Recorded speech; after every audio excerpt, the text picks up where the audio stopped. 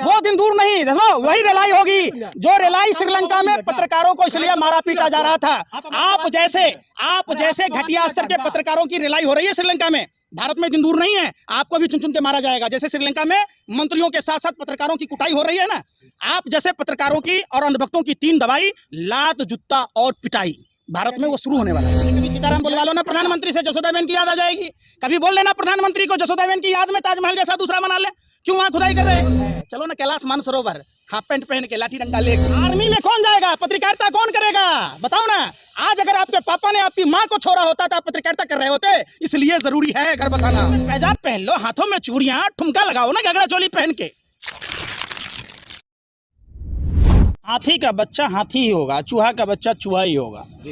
गाय को, भैंस को, बकरी को रूखा सूखा घास खिलाते हैं तो वो अमृत जैसा दूध देता है। लेकिन वही अमृत जैसा दूध अगर आप सपोलों को पिलाते हैं तो वो सांप जहर ही उगलता है। आरएसएस के दूतिया गुरु गोवलकर ने अपनी किताब में साफ और स्पष्ट लिखा है, 95% लोगों को गरीब बनाना, 5% लोगों के हाथ में सत्ता का केंद्रीकरण देना। हम और आप लड़ते रहिए, हिंदू और मुसलमान। अंबुजा और एसीसी भी तो ले गया अडानी। आप देखिए ना, अडानी को जानबूझकर अमीर बनाया जा रहा है। सोचिए, देश के लोगों को सोचना होगा।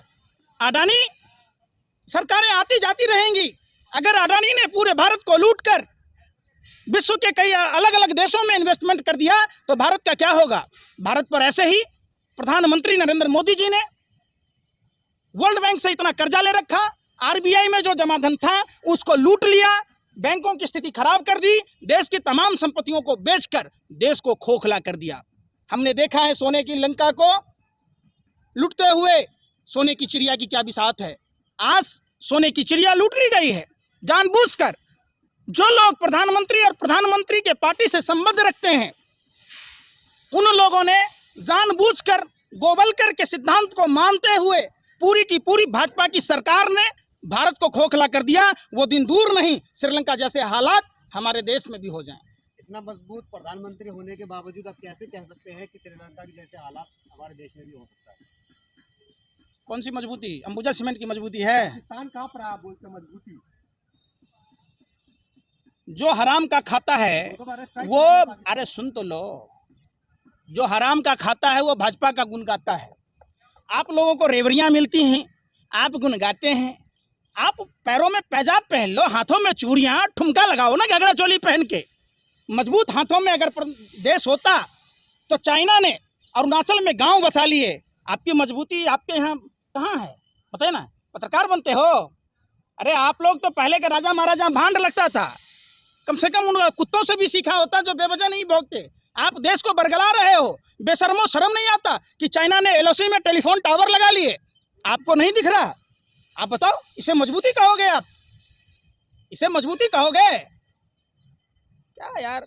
कुछ भी बोलते हो, पत्रकारिता करते हो, सवाल पूछना सत्ता से, शासन से, जिसके हाथ में सरकार चलाने का जिम्मा है, उनसे सवाल पूछो। महंगाई पर पूछो, आ गया? महंगाई दूर हो गई बातों बात में, अच्छे दिन आ गए बातों बात में, बुलेट ट्रेन चल गया, आप उस पर नहीं पूछ रहे। साधारण ट्रेनें नहीं चल पा रही हैं। अगर आप महंगाई की बात करें तो कहा जाता है जो कांग्रेस की नीति थी उसकी वजह से आज देश के अंदर इतनी महंगाई है। कांग्रेस की नीति के कारण ही नरेंद्र मोदी जी पापा नहीं बन पाए, यही मतलब कहना चाह रहे हैं आप? कुछ भी कह जाओगे क्या? आप समझो आपकी नाकामी है। अरे सुनो, अल्लाह भाई, सुनो, अरे पर्सनल लाइफ, प्रधानमंत्री का पद पर्सनल नहीं होता, सार्वजनिक होता। सुनो, सुनो, आपने पत्रकार से क्या बोला? अरे कि आप महंगाई पे सवाल कीजिए, बेरोजगारी पे सवाल क्यों नहीं? तो वही आपसे है कि आप किसी के निजी बिल्कुल बिल्कुल सुन लो। अरे मैं हिंदू हूँ, सुनो, भारतीय हूँ। अगर आपके पापा शादी करके अगर छोड़ दिए होते आपकी मम्मी को तो आप होते। यही तो दुनिया है, यही तो देशभक्ति है कि आपको अपनी जैसी कृति पैदा करना होगा। आप समझिए, देश चलाने के लिए लोगों की जरूरत है, युवाओं की जरूरत है। तो ये कहाँ से आएंगे?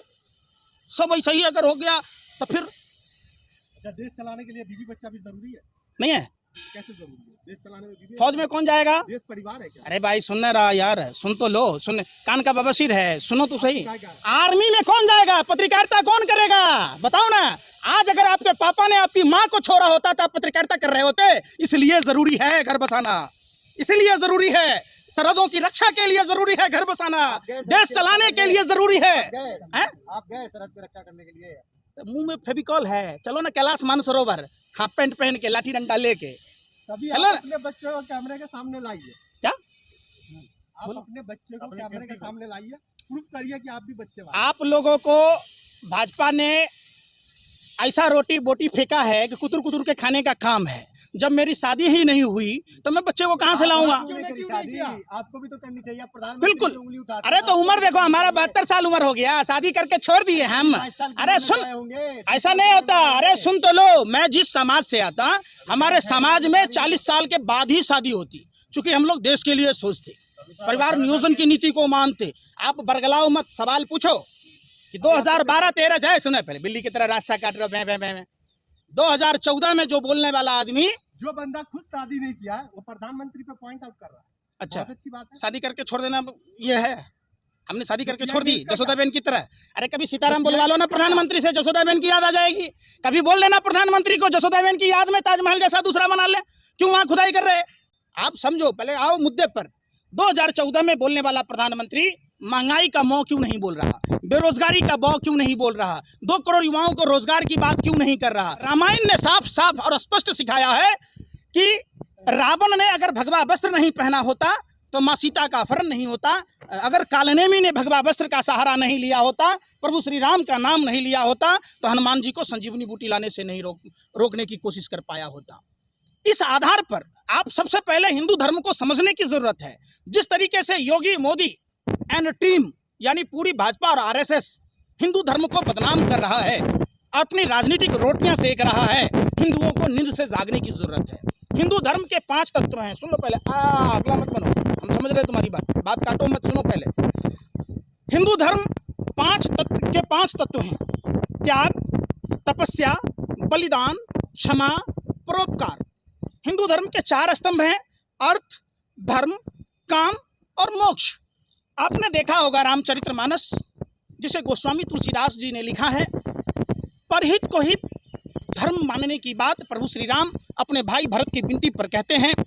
परहित जैसा कोई धर्म नहीं, और सभी धर्मों में परहित को धर्म माना गया है। तो एक बात बताइए, आप चुनाव के समय भगवान के नाम पर भगवा वस्त्र पहनकर, घड़ियाली आंसू बहाकर आप वोट ले लेते हैं, तो क्या भगवान राम कभी अपनी प्रजा को इस तरीके से दंड देते थे क्या?